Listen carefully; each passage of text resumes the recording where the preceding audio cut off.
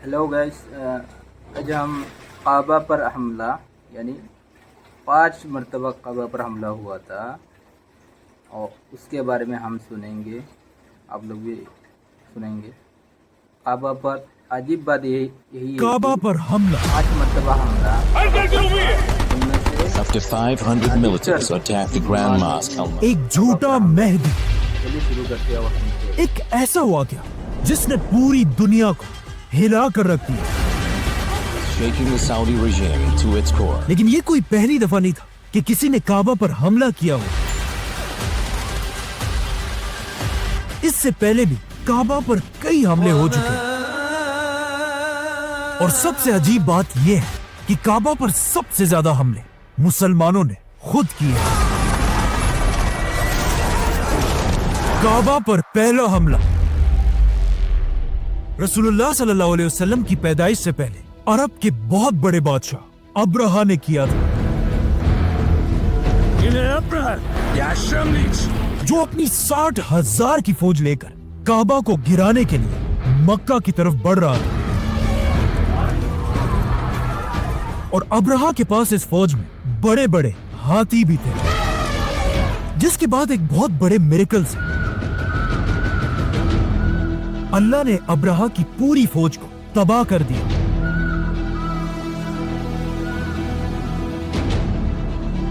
और काबा को बचा लिया,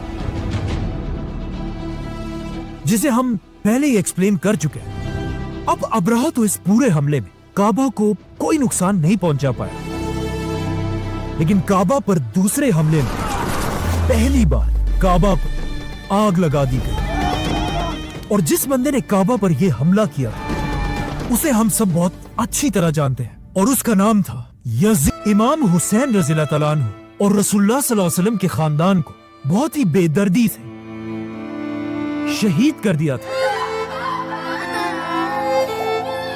लेकिन करबला के वाक़ये के बाद भी यजीद रुका नहीं, क्योंकि जैसे ही लोगों को इमाम हुसैन रज़ियल्लाहु तआला अन्हु की शहादत का पता चलने लगा, लोग यजीद की बादशाहत के खिलाफ हर जगह खड़े होने लगे, जिसमें यजीद के खिलाफ सबसे बड़ी बगावत रसूलुल्लाह सल्लल्लाहु अलैहि वसल्लम के शहर मदीना में हुई। मदीना के लोग, जो ज्यादातर सहाबा और सहाबा की औलाद थे, उन्होंने करबला के वाक़ये के कुछ ही अरसे बाद मदीना में उमैया खानदान के हेडक्वार्टर पर हमला किया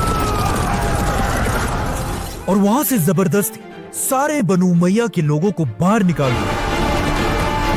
लेकिन जैसे ही बनु उमैया के कैपिटल दमास्कस में बादशाह यजीद को इस बात का पता चला, तो उसने फौरन अपनी फौज को मदीना पर हमले के लिए रवाना किया। मदीना पर हमला करो और उन्हें हुक्म दिया कि अगर 3 दिनों के अंदर अंदर मदीना के लोग मुझे अपना बादशाह ना माने, तो फिर मेरी तरफ से तुम्हें पूरी इजाजत है कि तुम मदीना के अंदर घुसकर वहां जिसे चाहे मार दो और मदीना के घरों को लूट लो।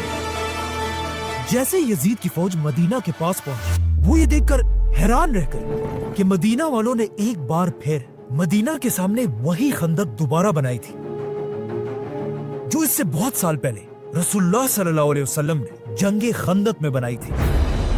लेकिन वो खंदक काफिरों से बचने के लिए थी और ये मुसलमानों से।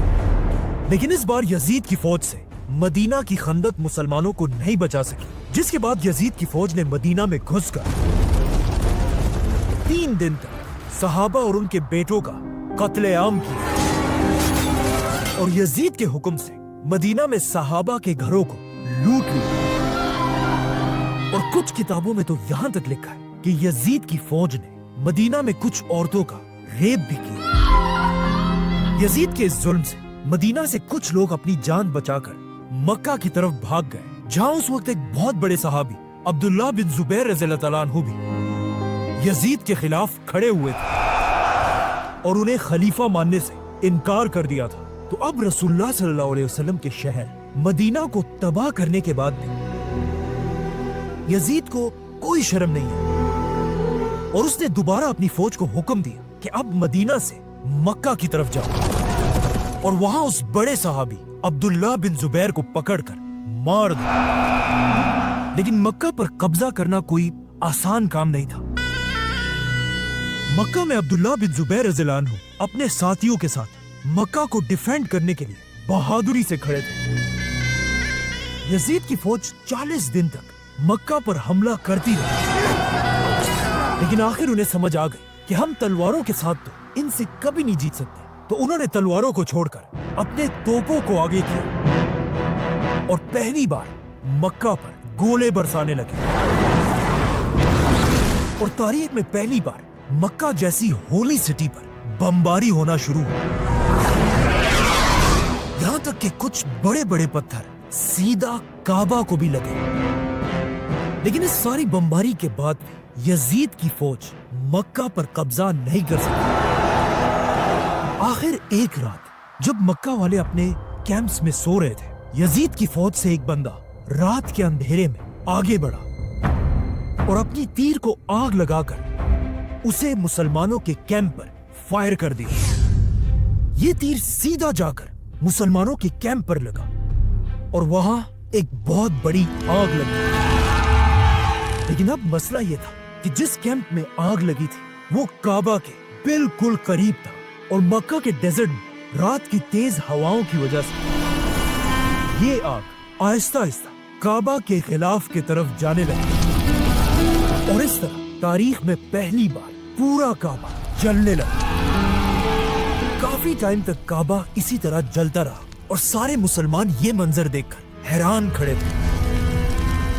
ये सब कुछ ऑफ कोर्स यजीद की वजह से हुआ था, लेकिन ये यजीद की जिंदगी की आखिरी बड़ी गलती थी, क्योंकि जैसे ही काबा पर आग लगी उसके कुछ ही दिनों बाद यजीद बिन मुआविया मर गया और उसकी फौज मक्का पर कब्जा किए बगैर ही वापस चली गई। अब यजीद की फौज तो चली गई, लेकिन काबा की दीवारें बिल्कुल जल चुकी थी और काबा बहुत ही कमजोर हो चुका था। लेकिन अब्दुल्ला बिन जुबैर ने काबा की बिल्डिंग को फौरन ठीक नहीं किया, ताकि पूरी दुनिया के मुसलमान खुद मक्का आकर यजीद की इस बेशर्मी को अपनी आंखों से देखें कि उसने काबा के साथ क्या किया है। अब जब हज के लिए मुसलमान मक्का में जमा हुए, उनके दिलों में बनु उमैया खानदान के लिए गुस्सा बढ़ने लगा।